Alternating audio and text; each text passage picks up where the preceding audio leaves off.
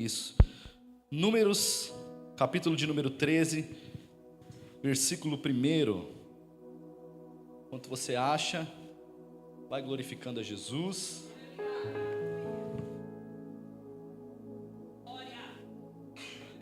Glória a Deus. Números 13, versículo 1 diz: O Senhor disse a Moisés: Envia alguns homens em missão de reconhecimento à terra de Canaã, terra que eu dou aos israelitas.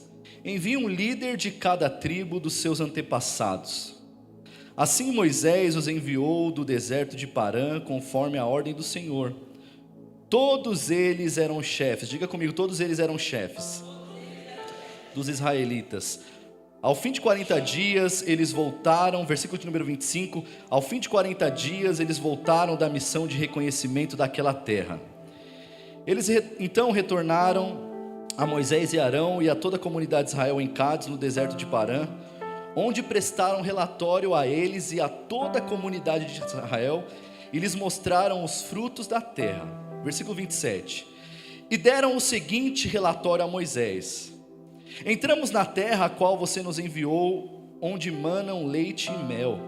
Aqui estão alguns frutos dela. 28. Mas o povo que vive lá é poderoso demais. As cidades são fortificadas e muito grandes. Também vimos descendentes de Anak. Versículo de número 30.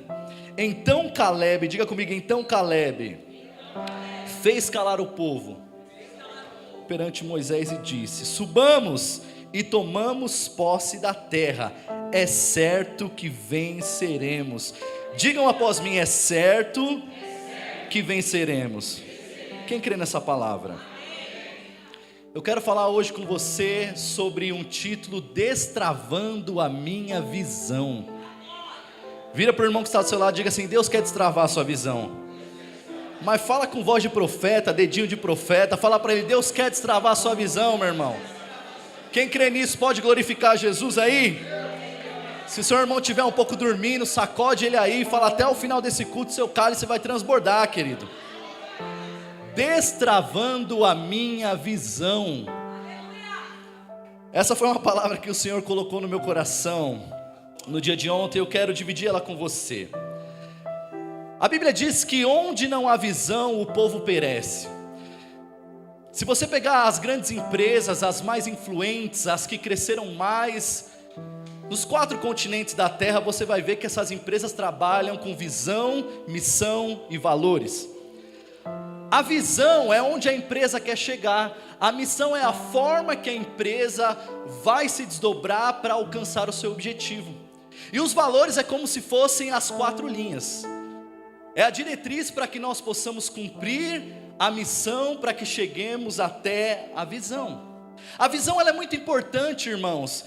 Eu ouso dizer que a visão ela é mais importante do que o recurso.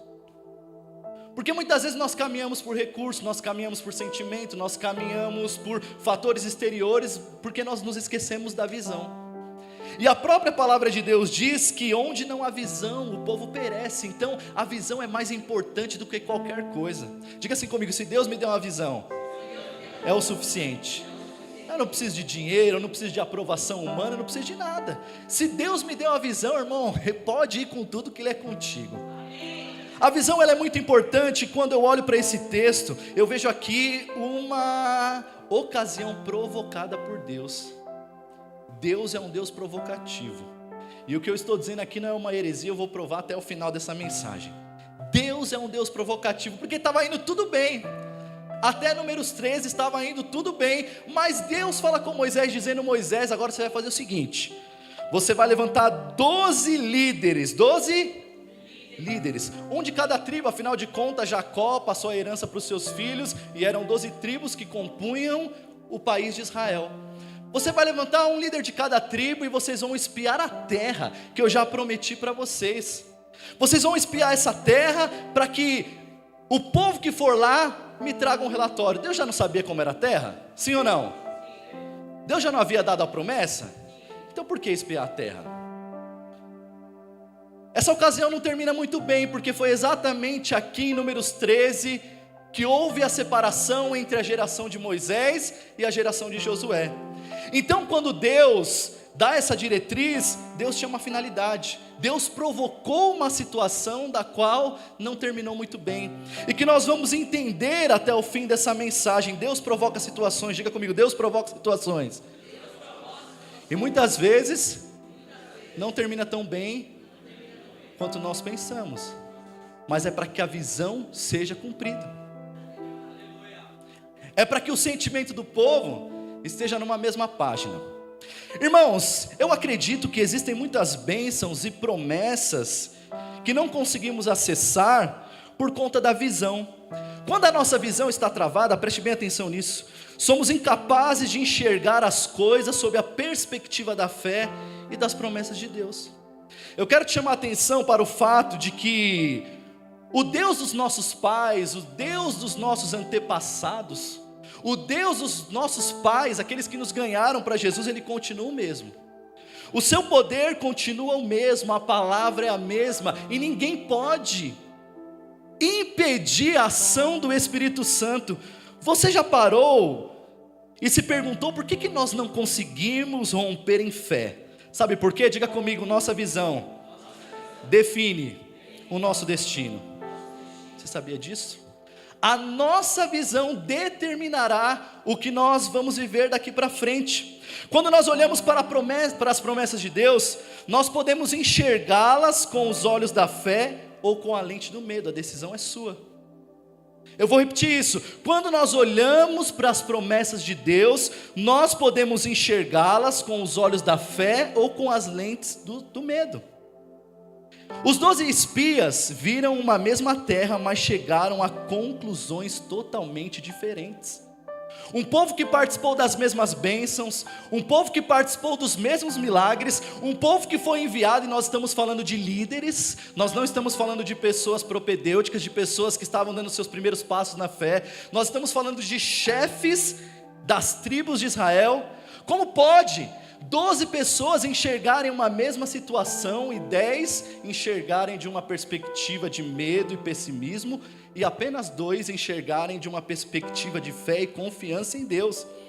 10 deles foram dominados pela incredulidade, enquanto Josué e Caleb confiaram na fidelidade de Deus.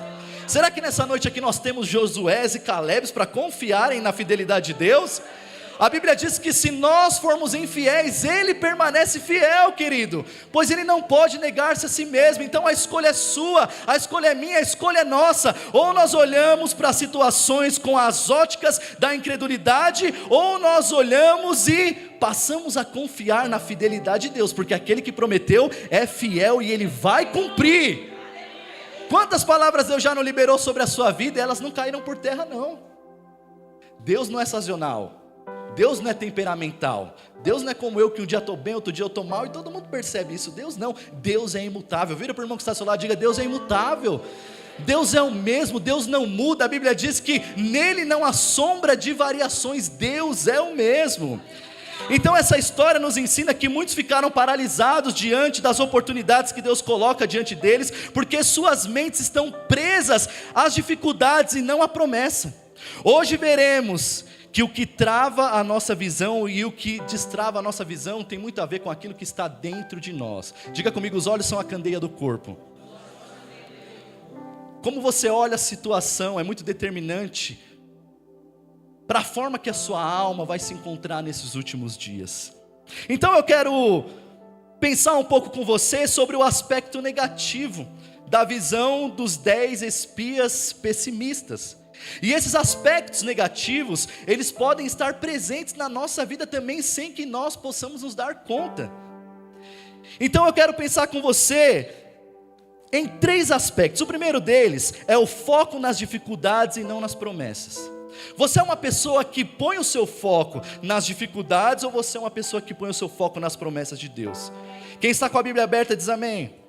Versículo de número 31 diz assim: os homens que tinham ido com ele com Calebe no caso, disseram: não podemos atacar aquele povo, é mais forte do que nós. Obrigado. Ouça isso: ao invés de se lembrarem das maravilhas que Deus já havia feito, como abrir o mar vermelho e enviar o maná do céu, os espias focaram apenas nos desafios. Quantas pessoas hoje que você para conversar com elas e não sai nada bom? Porque é uma questão de perspectiva, é uma questão de ótica, é uma questão de como nós temos encarado a vida, qual é a cosmovisão que nós temos da nossa realidade de vida, qual é a cosmovisão que nós temos da nossa história. Tem pessoa que olha para o seu casamento e só sabe maldizer, porque não está vendo aquilo que Deus plantou, o que é belo, o que é lindo. Deus te deu a melhor família que você poderia ter, Deus te deu a melhor esposa que você poderia ter, Deus te deu os melhores filhos que você poderia ter. Basta você enxergar as promessas de Deus sobre a sua vida, ao invés de enxergar dificuldades. Porque dificuldade todo mundo tem, irmão. Você acha que só o seu casamento que tem desafio? O meu também tem, irmão. Você quer ver, não existe algo mais incrível para forjar o caráter de um homem e de uma mulher, a não ser o casamento. Um homem e uma mulher só são plenos em Deus espiritualmente. Você só vai viver o ápice espiritual da sua vida quando você se unir em matrimônio com alguém.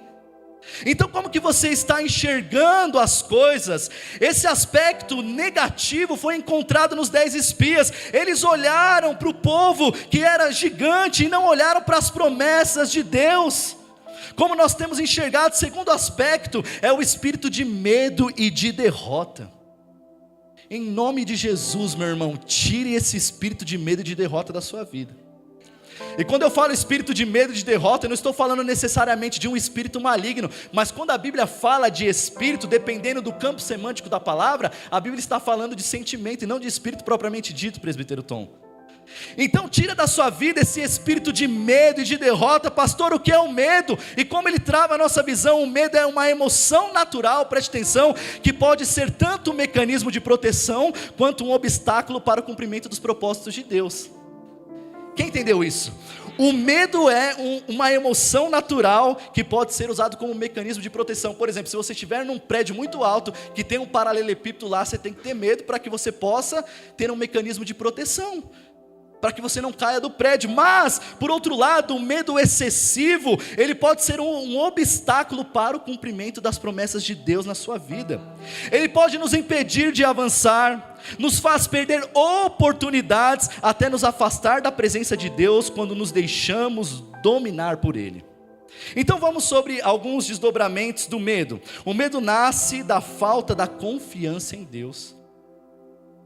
Quando nós não conhecemos o Deus a quem nós servimos, e nos deixamos dominar pelo medo, isso é sinônimo de falta de confiança em Deus. Quem está com a Bíblia aberta aí? Versículo de número 31 diz: os homens que tinham ido com ele, com Calebe, disseram: não podemos atacar aquele povo. Peraí, mas até aqui Deus já não tinha dado várias conquistas, Deus já não havia arrasado a terra do Egito, mas como assim? Agora eles estão olhando para os gigantes e dizem: nós não podemos com ele. Como assim? Deus arrasou o Egito? Então isso aqui é uma questão de perspectiva. Eles são mais fortes do que nós, e espalharam entre os israelitas o relatório negativo acerca daquela terra. O medo dos 10 espias nasceu da incredulidade. Diga comigo: o medo dos 10 espias nasceu da incredulidade. Eles olharam para os gigantes e esqueceram da promessa do Deus que abriu o mar vermelho. Segunda coisa a se considerar em relação ao medo: o medo distorce a realidade. Versículo de número 33, nós vimos ali os Néfilins, descendentes de Anak, de gigantes, diante de quem parecíamos gafanhotos. Olha isso, irmãos, o medo distorceu a realidade. Eles agora estavam se enxergando como gafanhotos, algo que Deus nunca havia atribuído a eles. Quando nós somos dominados pelo medo, quando nós somos paralisados por uma falta de confiança em Deus, a realidade é distorcida. Você começa a enxergar a si mesmo de uma maneira que Deus nunca atribuiu a você, porque a Bíblia diz que você é filho, você é amado, você tem promessa, você é mais do que vencedor. Eu não estou falando aqui de um triunfalismo barato, mas eu estou falando de uma identidade que Deus firmou sobre a sua vida. E Paulo diz para Timóteo que Deus não nos deu um espírito de medo, de covardia, mas de fortaleza. Então, em nome de Jesus, não permita que o medo distorça a realidade da sua vida. Não permita que o medo faça você enxergar a si mesmo de uma maneira que te trava, que te bloqueia, de uma maneira que nunca Deus sonhou para você. Terceira coisa sobre o medo gera murmuração e paralisação. Aí nós vamos lá para o capítulo de número 14, versículo 1 e 2. Naquela noite toda a comunidade de Israel começou a chorar em alta voz. Todos os israelitas queixaram-se contra Moisés e Arão. Irmãos, escuta isso, o medo dos 10 espias contaminou o povo e os fez querer voltar ao Egito. Ao invés deles avançarem para a promessa, eles desejaram retornar para a escravidão. Porque o medo ele gera murmuração, e a murmuração estagna. E a questão da perspectiva, ela é tão importante porque ela não é só singular, ela é plural. A maneira como você enxerga a vida, a maneira como que você enxerga as coisas, será determinante sobre as suas palavras, sobre as suas atitudes, sobre a sua postura, irmão. Quem gosta de ficar do lado de pessoas pessimistas? Quem gosta de andar com gente que não tem fé? Quem gosta de andar com gente incrédula? A Bíblia diz que eles paralisaram. E a grande pergunta é: Deus não sabia que espiar a terra dividiria o povo? Sabia sim ou não? E por que mesmo assim Deus pede para Moisés enviar 12 espias? Ouça isso. Porque Deus age para que se faça uma separação entre uma geração de líderes murmuradores e de líderes que confiam em sua promessa. Esperava ouvir um glória. Deus não sabia que ia dar ruim, sabia, mas Deus queria separar, Deus queria desfazer uma aliança, porque Deus quer separar uma geração de líderes murmuradores e uma geração de líderes que creem nas suas promessas. Isso é muito forte, irmão. Então às vezes você está chorando por alianças que foram quebradas, de uma situação que foi provocada pelo próprio Deus, para que você possa romper na sua vida, para que você possa romper no seu ministério, para que você possa romper na sua história. Porque às vezes o sentimento murmurador de 10 espias tem determinado o que você está vivendo com Deus. Deus é o mesmo, Deus não mudou. O Deus que abriu o mar é o Deus que está aqui, irmão. O Deus que cura é o Deus que está aqui. Por que as coisas não acontecem, irmãos? Porque nós não deixamos Deus operar. Nós não deixamos Deus agir. Então o medo dos murmuradores gera paralisação. Então, querido, faça uma acepção boa de pessoas que você tem se assentado à mesa. Faça uma acepção boa de pessoas que têm falado coisas que muitas vezes têm nutrido a sua alma de pessimismo. Mas Deus está levantando nessa manhã uma geração de Josué e de Caleb, que creem nas promessas, que confiam naquilo que Deus diz, porque Deus é o mesmo, Deus não mudou. A influência negativa sobre os outros podem nos fazer viver com uma visão travada. Naquela noite toda a comunidade começou a chorar em alta voz. Todos os israelitas queixaram-se contra Moisés e contra Arão. Influência negativa que nos paralisa. Quem são as pessoas que têm te influenciado? Quais são as músicas que têm te influenciado? Quais são as séries que têm te influenciado? Irmãos, nós não tropeçamos em grandes pedras. Nós tropeçamos em coisas pequenas e que parecem insignificantes. Sabe, esses dias eu estava com a pastora e a gente falou: vamos assistir uma série, vamos? Irmãos, a Netflix já foi entregue a Satanás, infelizmente. Eu desafio você a achar uma série na Netflix que não seja de cunho cristão, que você não vai observar uma menininha beijando outra menininha, um menininho beijando outro menininho. Talvez o diretor, o CEO da Netflix seja gay, não sei. Ou talvez ele esteja querendo alcançar o público LGBT, que ia mais, sei quantas letras lá mais tem. Mas no que é que nós estamos colocando os nossos olhos? No que é que os nossos filhos estão colocando os seus olhos? Sabe por quê? A influência negativa nos faz ser afastados do propósito de Deus. Então, em nome de Jesus, nessa manhã expulse o negativismo de espias que não creem nas promessas de Deus. Expulse da sua casa pequenas coisas, expulse da sua história alianças que não convêm, porque Deus tem um grande romper na sua vida, e as promessas não se cumprem, não é porque Ele não é bom não, é porque Deus quer destravar a nossa visão. Então esses são os 3 aspectos negativos do sentimento dos 10 espias que travam a nossa visão: foco nas dificuldades e não nas promessas, espírito de medo e de derrota, e influência negativa sobre os outros. Mas vamos falar de coisa boa, sim ou não? Então vamos aos 3 aspectos positivos de Josué e Calebe. Primeiro, fé na promessa de Deus acima das circunstâncias. Capítulo de número 14, versículo de número 8, quem está com a Bíblia aberta diz amém. Diz assim: se o Senhor se agradar de nós, Ele nos fará entrar na terra, onde há leite e mel com fartura, e a dará a nós. Então, para que eu possa ter a minha visão destravada, para que eu possa viver um romper de Deus na minha história, eu preciso ter fé nas promessas de Deus acima das circunstâncias.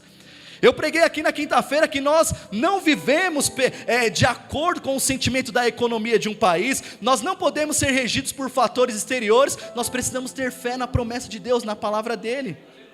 Porque, irmão, tem gente que senta no ônibus para conversar com alguém pessimista já fala do preço do café, já fala do preço do azeite, e a pessoa nutre a sua alma daquilo ali, e daqui a pouco ela está achando que a esperança da vida dela está no governo e nas coisas dessa terra, e a sua visão fica completamente limitada, e Deus está falando assim: eu quero destravar, porque é uma terra que mana leite e mel. Eu quero destravar a sua visão, porque eu tenho bênçãos sobre a sua casa, sobre os seus filhos. Eu quero alcançar a sua vida de forma plena, irmão, começando dentro dos nossos lares. Então Josué e Calebe, preste atenção, entenderam que a promessa de Deus era maior do que qualquer obstáculo. Eles sabiam que Canaã já havia sido dada a Israel antes mesmo de eles entrarem na terra. Quando Deus disser assim para você: eu vou te colocar no lugar X, eu estou abrindo porta X, irmão, se Deus já falou, vai acontecer. Eu posso não estar vivendo essa realidade hoje, fisicamente, naturalmente, mas pela fé eu já tomei posse. Então, se Deus diz que eu sou bem-aventurado, que meu casamento é uma bênção, estou vivendo crise, pastor, está difícil, o homem não quer vir para a igreja, espiritualmente já toma posse. Começa a declarar com os seus lábios palavras de bênção e atrair uma visão positiva, e assim Deus fará. Sabe por quê? Eu não estou dizendo aqui de um sentimento humano, eu não estou dizendo aqui de uma vontade humana, porque existem muitas coisas que nós não vamos conquistar na vida, porque Deus nunca disse. Vocês entenderam? Mas eu estou falando de uma palavra que já foi liberada por Deus. E se já foi liberada, existe um romper no mundo sobrenatural, e eu preciso tomar posse pela fé, irmão. Se Deus, um dia eu recebi uma palavra que nós íamos receber um grande avivamento aqui nessa igreja, eu creio nisso, já estou vivendo avivamento, irmão. Ainda que muitos não acreditem, ainda que muitos não cooperem, olhem, não creiam, eu estou vivendo avivamento. Eu já vejo gente entrando, eu já vejo a igreja expandindo, eu já vejo novos líderes, eu vejo muitas pessoas chegando, Deus curando, salvando, batizando com o Espírito Santo, dando dom espiritual, dom ministerial. Sabe por quê? Nós não estamos apoiados em um desejo humano, ou de uma vontade egoísta humana, nós estamos apoiados em uma promessa de Deus. Diga assim: eu preciso ter fé nas promessas e não nas circunstâncias. Existe um homem chamado George Miller, um pastor missionário que viveu no século XIX. Ele foi fundador de um orfanato em Bristol, em uma cidade da Inglaterra, e ao longo da sua vida ele cuidou de mais de 10 mil crianças, preste bem atenção, ele cuidou de mais de 10 mil crianças, sem nunca pedir uma doação para ninguém. Ele apenas orava e confiava, ele apenas confiava e orava que Deus supriria. O problema é que quando nós chegamos na primeira dificuldade, a gente já começa a caçar a rota. Não, eu preciso me levantar, eu preciso sair, eu preciso falar com o fulano, eu preciso falar com o ciclano, e a oração e a confiança ficam para último caso. Quando eu vejo que não dá mesmo, quando eu vejo que a possibilidade se esgotou mesmo, e aí eu vou e dobro os meus joelhos, quando Deus quer inverter a lógica. Diga para o seu irmão: Deus quer inverter a lógica. Ele nunca pediu R$1 para ninguém, e cuidou muito bem de mais de 10 mil crianças. Muitas vezes os recursos, a história diz, acabavam completamente, mas há relatos de momentos em que as crianças se sentavam em volta da mesa sem comida, e George Miller simplesmente orava. Minutos depois, os padeiros batiam na porta. Ah, meu Deus do céu. Quando nós vamos voltar a ser essa igreja, irmão, que não caminha por vista, que caminha por fé. E a história diz que ele se apoiava em Filipenses 4,19, que diz: o meu Deus, segundo suas riquezas, suprirá todas as minhas necessidades em glória, por Cristo Jesus, segundo as suas riquezas. Deus quer que você confie mais nele, nas promessas, e não nas circunstâncias. Eu já vivi esse testemunho, irmão. Parece que nunca mais eu vi ninguém contar isso. Eu lembro um dia que era Natal, já contei aqui. Nós estávamos em casa, meu pai desempregado, minha mãe desempregada. Nós somos 3 irmãos, naquela época morávamos juntos com os meus pais. E acabou toda a comida, não tinha dinheiro, não tinha nada. Nada, absolutamente nada. E eu fui formado nesse ambiente, irmão. Eu fui forjado nesse ambiente, sabe por quê? Quando você vai para Jesus, você precisa viver a fé na prática, aprender as coisas, ouvir pessoas que têm experiência com Deus, ouvir pessoas que têm vivência na prática do Evangelho. Tem muita gente que aceita Jesus hoje, que vai para Jesus, e a primeira coisa é se inscrever num seminário teológico, besteira. E aí a pessoa fica um vaidoso, não tem estrutura para receber um alimento sólido. Quando você vai ver, desvia. Por quê? Porque as coisas de Deus são forjadas em fatores simples, que muitas vezes ninguém dá importância. E eu cresci nesse ambiente em que minha mãe ligava o som. Eu tinha 7 anos de idade, ela começava a louvar, e eu nunca havia tocado nenhum instrumento. E aí eu pegava uma caixa de sapato, igual o Davi faz. O Davi ama bateria. O Davi, quando ele vê música, bateria, ele fica assim, radiante. A gente vê aquilo, acha muito bacana. E minha mãe colocava louvores, eu pegava uma caixa de sapato e um trenzinho que tinha lá, que fazia barulho de tá, e começava a tocar na caixa e no trenzinho, como se eu estivesse tocando no louvor da igreja. E eu cresci nesse ambiente, minha mãe louvando, a gente ali, adorando a Deus em casa. E a partir daquilo, dessas experiências, quando eu ia para os cultos, sempre alguém falava uma palavra a respeito da minha vida para minha mãe: ó, Deus, eu vou usar esse menino na bateria. Daqui a pouco, ó, esse menino vai ser usado nas cordas. Ó, Deus não chamou ele para música, agora ele vai para o ministério. Eu cresci nesse ambiente, irmãos, de Deus sempre apontando o caminho e a gente caminhando, sob perspectiva simples. E eu lembro um dia que nós estávamos em casa, acabou tudo, e aí a minha mãe falou assim: poxa vida, não tem nada para cozinhar. E nós éramos pequenos, e perguntávamos: mãe, não vai fazer nada? Porque todos os outros anos minha mãe sempre fez aquela fartura, mesa de Natal, aquela coisa bonita, aquela coisa maravilhosa. E ela falou: filho, não tem nada para cozinhar hoje, mas nós vamos nos ajoelhar, nós vamos orar e Deus vai prover. E eu me lembro como se fosse hoje, irmãos. Meu pai ajoelhado, minha mãe, minha irmã, meu irmão e eu. A gente terminou a oração dia 24 de dezembro, véspera de Natal. Alguém bateu na porta e falou: eu precisava vir aqui, eu não te conheço, mas eu peguei o seu telefone com a sua irmã, e eu consegui vir aqui depois de tanta insistência, porque eu falei para ela que precisava vir aqui. Ela falou: não precisa, não, eu preciso ir lá, Deus está me mandando. Ele falou: olha, eu trouxe uma coisa para vocês, vocês não vão se ofender com isso? Minha mãe falou: não. Ela abriu a porta e começaram a entrar sacolas e sacolas e sacolas de compra. Porque nós precisamos ter fé em Deus e nas suas promessas, e não nas circunstâncias. O que a palavra de Deus diz? Eu nunca vi um justo desamparado, e nem a sua descendência mendigar o pão.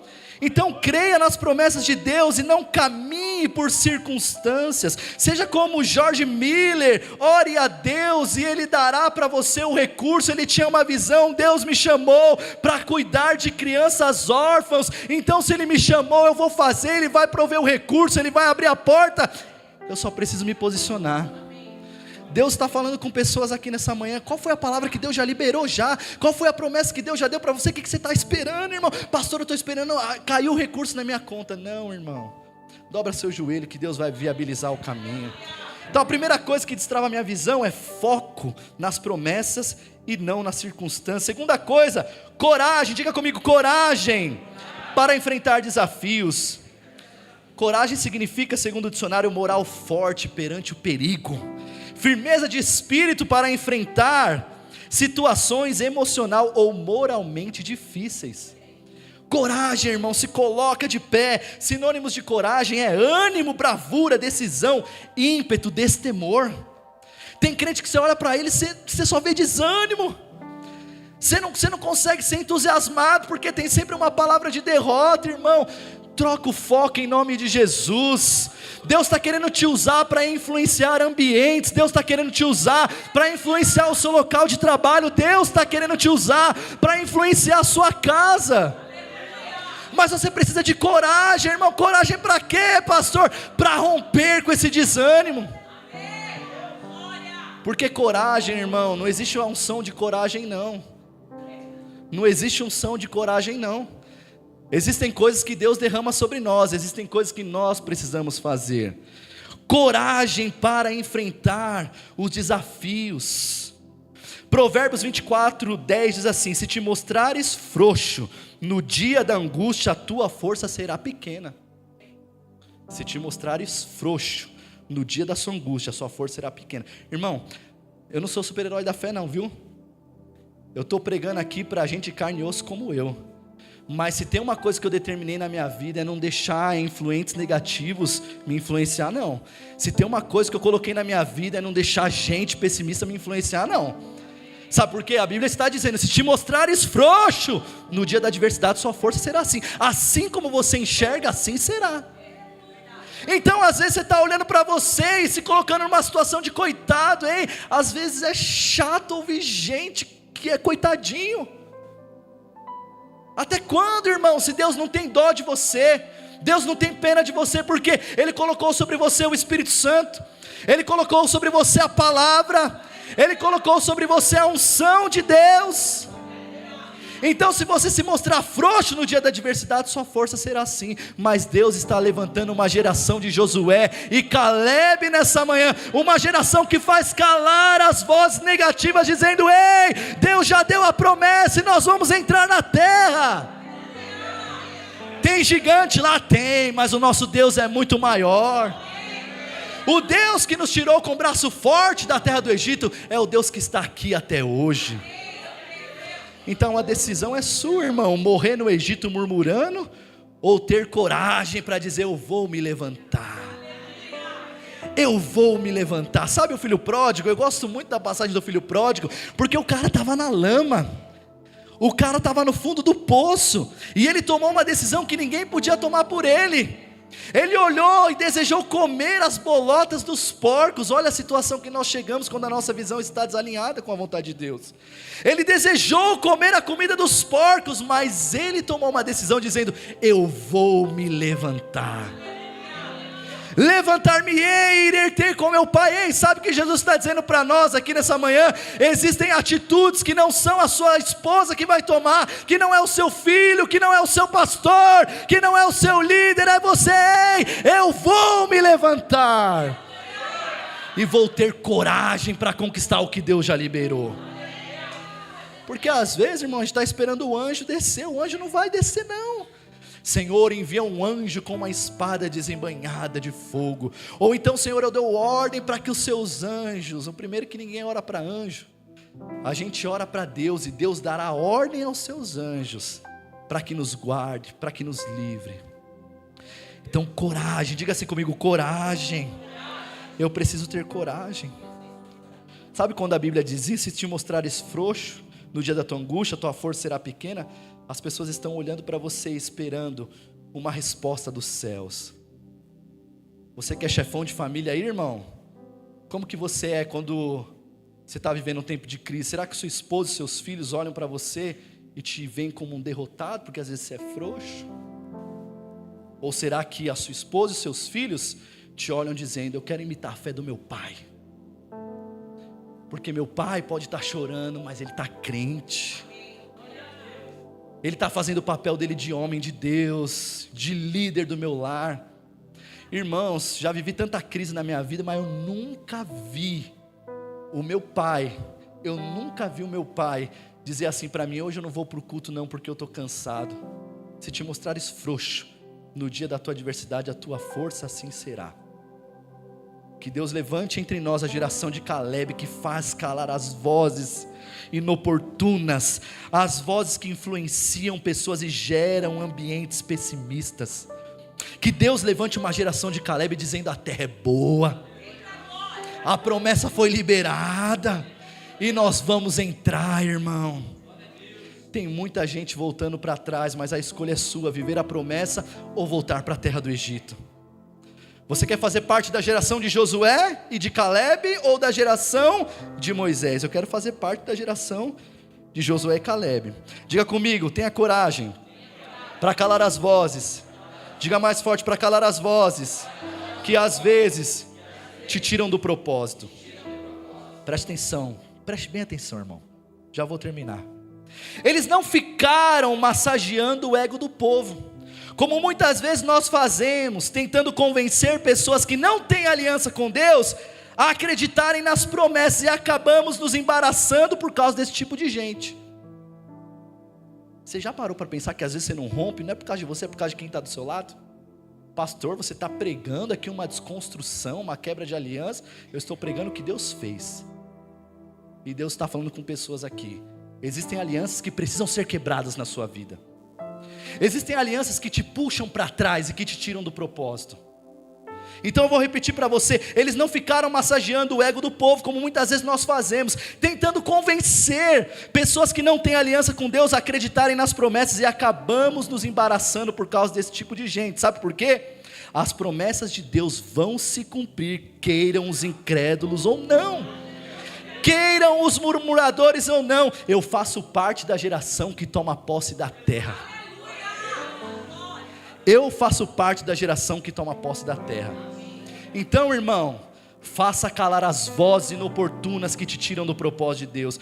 Pastor, mas às vezes é meu amigo. Será que é seu amigo mesmo? Porque amigo não abre mão da verdade por causa da conveniência. Às vezes nós estamos chamando de bajuladores amigos, porque bajuladores têm uma relação baseada em interesse. O dia que você não puder suprir mais o interesse, essa pessoa vai te deixar. Amigo que é amigo fala a verdade. Amigo, você está errado, volta, pede perdão para Deus. Agora se ele não quiser, fala, olha, sai da minha frente, vem do meu lado que eu estou passando. Sabe por quê? Canaã é logo ali. Amém? Você crê nisso?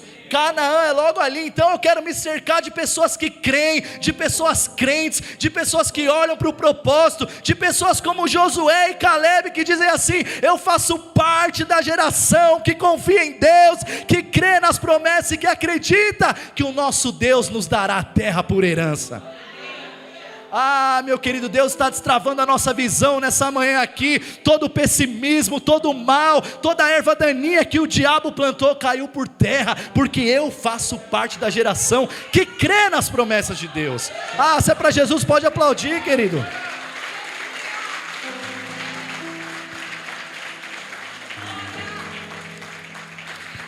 Calebe não minimizou os desafios, mas declarou com ousadia que a vitória já era certa. A coragem dele inspirou uma nova geração a conquistar Canaã. Que o espírito da geração envelhecida bata em retirada, e que o espírito da geração da conquista venha sobre nós. Eu não quero ser pastor de uma igreja pessimista, de gente que nunca tem um testemunho para contar, de gente que só fala besteira. Eu quero pastorear um povo que faz parte de uma geração que conquista. Eu quero fazer parte de um povo que faz parte de uma geração que está numa mesma página, irmãos. Falei aqui na quinta-feira, eu me sinto muito próspero e muito abençoado. E o conceito de prosperidade pregado na quinta-feira não tem a ver com dinheiro. A prosperidade está associada a uma vida de paz e contentamento. Desde o dia que eu coloquei os meus pés aqui, a minha vida só melhorou, Thales. Pastor, mas depois de tudo que o Senhor passou, minha vida só melhorou. Não estou falando de dinheiro não. O crescimento espiritual da minha esposa, nosso crescimento ministerial. Um filho maravilhoso que Deus me deu, como Davi, um filho especial que é a maior alegria da minha vida. O Luiz Felipe, que é uma criança que tem muita sensibilidade espiritual, que de vez em quando conta experiências sobrenaturais que ele teve com Deus, e nós entendemos que foi Deus que deu para ele. Prosperidade, sabe por quê? A partir do momento que eu passei a fazer parte de um povo, eu passei a fazer parte de uma visão. Diga comigo, de uma visão. Não existem duas visões. Nós somos uma única igreja, nós somos um único povo. Se você for na nossa igreja de Arujá, eles estão alinhados conosco. Se você for na nossa igreja da Vila Mariana, eles estão alinhados conosco também. Se você for em qualquer uma das nossas igrejas, eles estão alinhados conosco, porque nós fazemos parte de uma visão. Diga comigo, uma visão. E a gente precisa ter coragem para romper com pessoas que não querem fazer parte da mesma visão. Terceiro e último, visão alinhada com Deus e não com os homens. Quem está com a Bíblia aberta diz amém. Aliás, quem tem sua Bíblia, levanta aí para eu ver. Amém. Irmão, sem nenhum tipo de constrangimento, traga a sua Bíblia de papel. Coma a palavra de Deus, abra, medita, risca ela e faça dessa comida preparada aqui um alimento semanal para você desfrutar, digerir, apreciar. Quem crê nisso diz amém. Não tenham medo do povo da terra, porque nós os devoraremos como se fossem pão.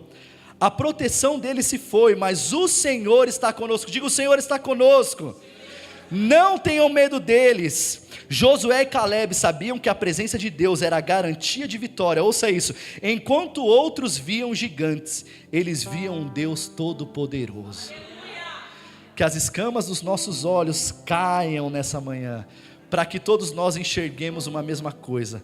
Nós estamos debaixo de uma promessa de um Deus todo-poderoso. Alguém diga comigo, de um Deus todo-poderoso. O Deus, irmão, que está criando algo lindo para nós aqui nessa noite.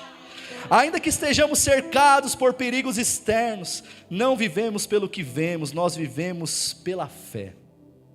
E com isso eu concluo. A maneira como nós enxergamos as promessas de Deus nos levará à vitória. Josué e Caleb entraram na terra porque olharam com os olhos da fé. Se quisermos destravar a nossa visão, isso aqui é determinante para o seu futuro. Se quisermos destravar a nossa visão e caminhar nas promessas de Deus, precisamos focar na fidelidade de Deus e não nas dificuldades. Precisamos caminhar com coragem, sabendo que Ele está no controle, e ter uma visão com o que Deus faz e não com o que as pessoas dizem.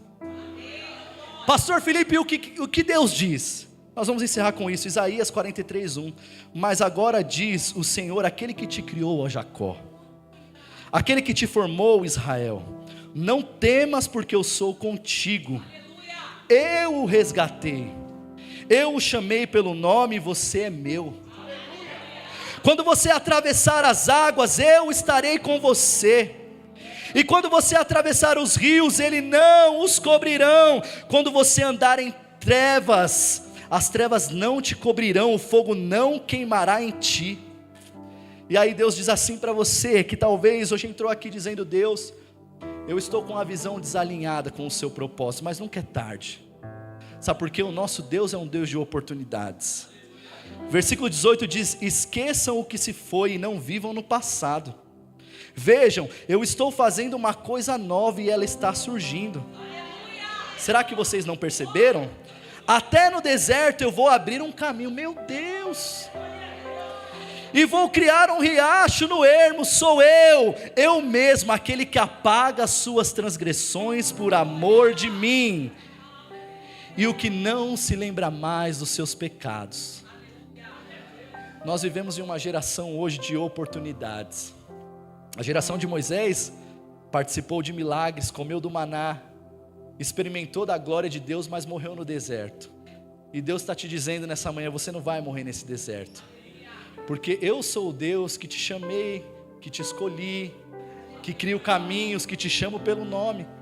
Às vezes você olha para você e diz: poxa, eu não tenho significância alguma para as pessoas, eu não tenho valor algum, porque você não percebeu que o seu valor não está nas coisas exteriores. O seu valor está em você. Deus olha para você e te enxerga de uma maneira singular. É por isso que Ele diz: das suas transgressões eu não me lembro mais, e do seu passado eu não lanço mais em rosto, porque o nosso Deus é um Deus que faz novas todas as coisas. Fique de pé comigo, eu quero orar com você. Enquanto o grupo de louvor sobe aqui,